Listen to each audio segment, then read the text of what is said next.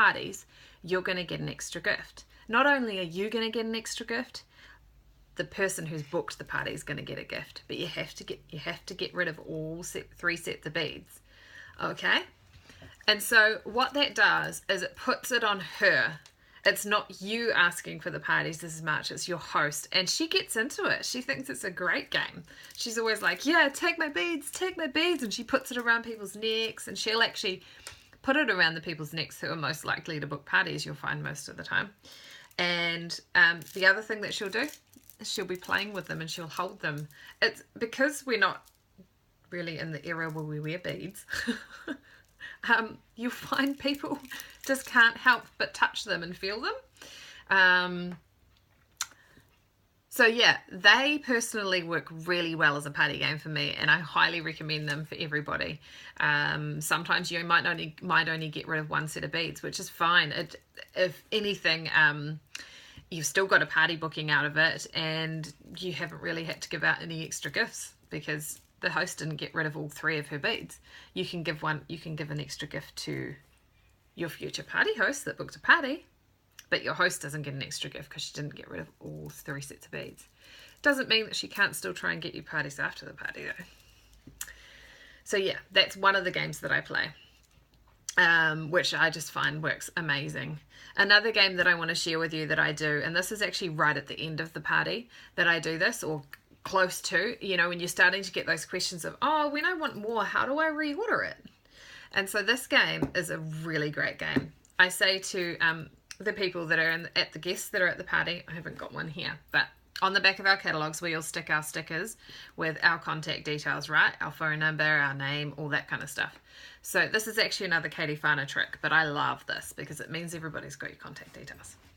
So what I do is I say to each guest, because by this stage they've all got a catalogue, I say to each guest, okay, turn your catalogue over and grab out your mobile phone. What I want you to do is I want you to enter my phone number into your phone as first name Lisa, last name Sensi. And then I want you to save it, and then I want you to send me a text. Now the first person that does that is going to win a prize. And so they're all like shuffling around, putting it in their phone, and then I start getting all these texts from people. So not only have I got their number, but they've got mine. So it's a really, really good way to get your customers' mobile numbers, a fun way, you know, to get their mobile numbers, and also a way for them to remember that when they're ready to reorder wax or ready to reorder washer lifts, it's right there. The phone number's right there in your phone. And this here doesn't always get filled out properly, even though you may want it to. Most of the time I try and get people to fill it out for me, but a lot of the time they'll miss out their mobile numbers. So that's a great way for you to get their mobile number. Okay, so that's 2 little games that I play. I definitely have other ones. I don't want this video to go on for a long time, so I'm not going to share all of the games that I play because it does vary and it depends a little bit on the host and how much time people have and all that kind of stuff. Like sometimes I might cut games in half. Like this one here is not time consuming, so it just goes on as the party goes on.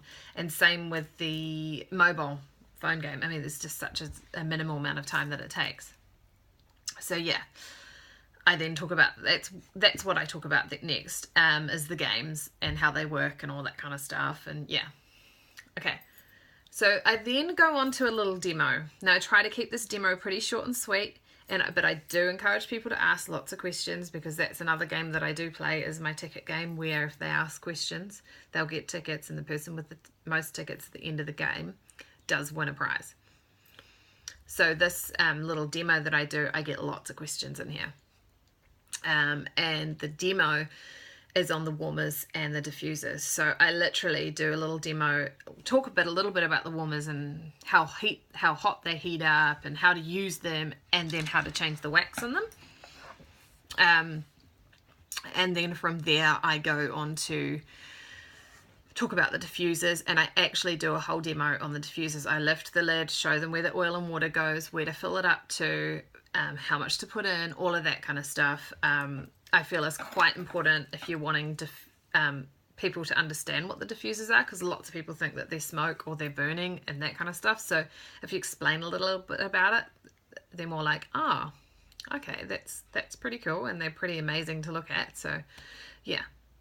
And so that little demo that I do literally only takes a couple of minutes as well, depending on how many questions I get in between. And then I move on to saying to the girls, okay, right, so now's the really, really fun part. We get to sit down and have a smellicious time and smell all the products and talk about them and try them. And at that point, I actually literally sit on the floor with them. Sometimes I already am sitting on the floor. I might already be sitting on a chair. I do try and make myself part of the party and not standing up over people and preaching Scentsy, because I feel it's very important, like I said earlier, to be a part of that party. So I may already be sitting on the floor, and if not, I certainly plonk my butt down there then, and then I have all the baskets spread out, and I encourage all the women to get down and smell it. Some of them will stay up on the couch or whatever, and that's fine. I hand out my little wish lists, little wish list pads. I have like a little pad that you can buy from Scentsy. They're cheap as chips. I can't remember how much they are, but I've bought quite a few of them. And I just encourage them, if they come across a scent that they like, to write it down, because they probably won't find it again, because there's 80 different scents to choose from. And when people start to find scents that they like, I then start to help them. Like, you know, somebody will be like, oh my God, black raspberry and vanilla. And so I'm like, straight away, I'm like, oh yeah. And I grab the medals, sweet ones, and, you know, sugar cookie, vanilla bean buttercream, simply vanilla, sweet pea and vanilla, all the vanilla ones that I know they'll absolutely adore if they love black raspberry and vanilla. And then at that point, they're getting all quite impressed, because they can see that I know my scents quite well. And then you start getting your orders through.